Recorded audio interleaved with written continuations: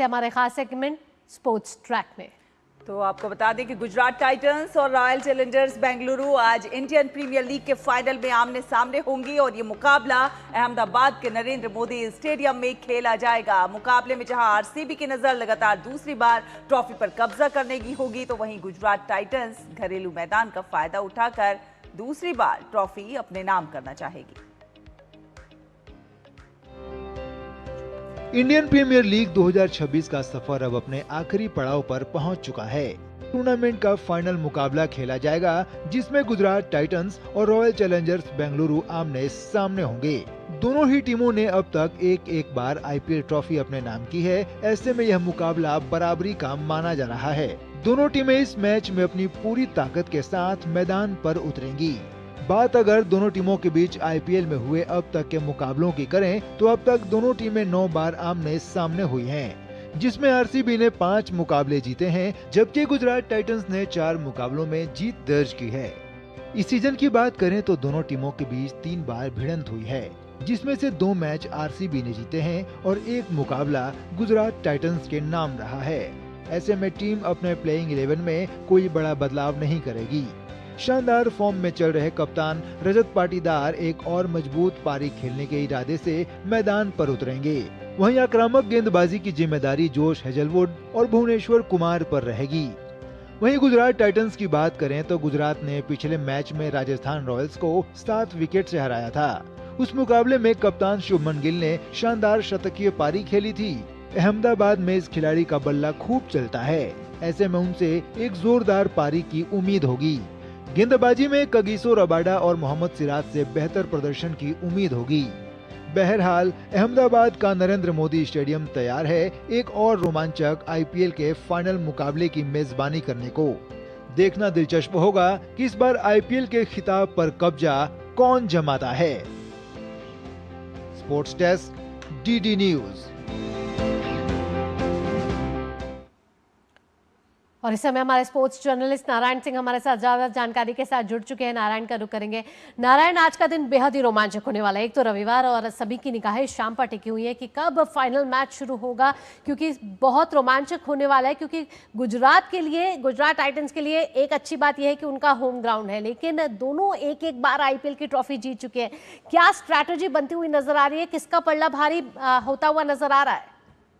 जी बिल्कुल, जैसा कि आपने कहा कि गुजरात के जो टाइटंस टीम है, गुजरात टाइटंस टीम है, उसके होम ग्राउंड पे हो रहा है। कहीं ना कहीं जब भी आप होम ग्राउंड पे खेलते हैं तो आपको एक साइकोलॉजिकल एडवांटेज मिलता है, क्योंकि शुभमन गिल ने भी अपनी प्रेस कॉन्फ्रेंस में कहा था कि वो होम कंडीशंस को बेहतर तरीके से जानते हैं। लेकिन एक जो फिजिकल एडवांटेज है वो रॉयल चैलेंजर्स बेंगलुरु के साथ है, क्योंकि जो क्वालिफायर 1 खेला गया था वो 26 मई को खेला गया था।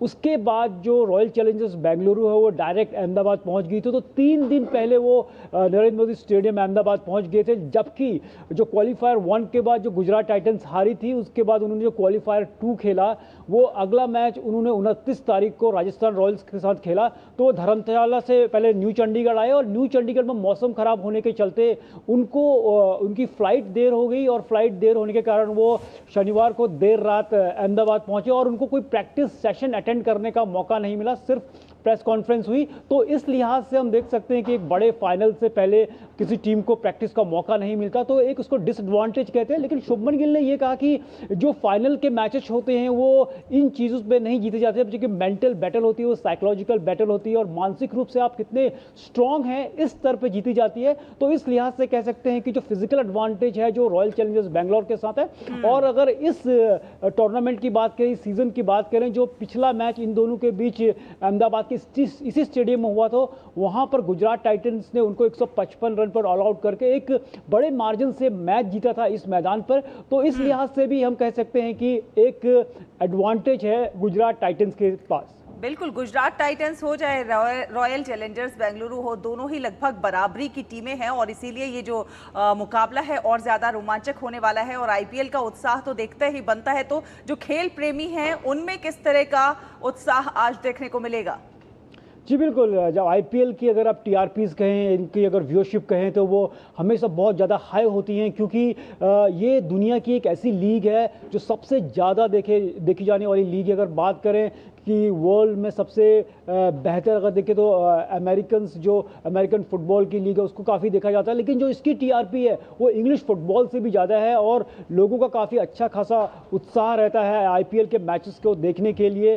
सबसे बड़ी बात ये रहेगी कि जो फैंस की नज़र है वो इस बात पर टिकी है कि क्या गुजरात टाइटंस की जो बॉलिंग यूनिट है जो बहुत ही स्ट्रॉन्ग लग रही है, क्या वो जीत पाएगी या आरसीबी की जो बैटिंग यूनिट है जिसमें कि जो उनके कोर मेंबर हैं विराट कोहली और उनके जो कैप्टन है रजत पाटीदार ने शानदार प्रदर्शन किया है। विराट कोहली ने 600 से ऊपर रन बनाए हैं, या जो गुजरात टाइटंस की बॉलिंग है जिसमें कि कैगिसो रबाडा हैं जिन्होंने 28 विकेट लिए हैं और वो पर्पल कैप का जो लिस्ट हो उसको लीड कर रहे हैं। उसके बाद जो उनके अन्य गेंदबाज हैं राशिद, उन्होंने 19 विकेट लिए हैं और जो उनके मोहम्मद सिराज जो तेज गेंदबाज उन्होंने 18 विकेट लिए।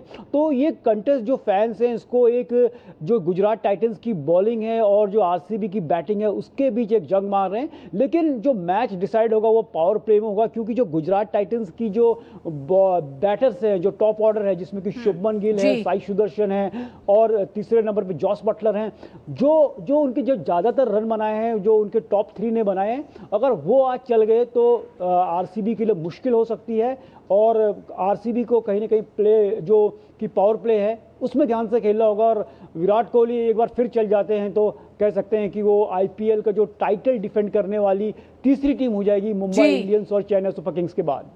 और दिलचस्प ये भी होगा कि टॉस कौन जीतता है और उसके बाद कौन बल्लेबाजी या फिर बॉलिंग करने का फैसला लेता है, ये देखना बड़ा दिलचस्प होगा। आज शाम तक इंतजार करना होगा और फिर फाइनल मैच पर सभी की निगाहें इस समय टिकी है। नारायण, तमाम जानकारियों के साथ धन्यवाद आपका। और चलिए देखते हैं कि क्या कुछ है खास एक दिन एक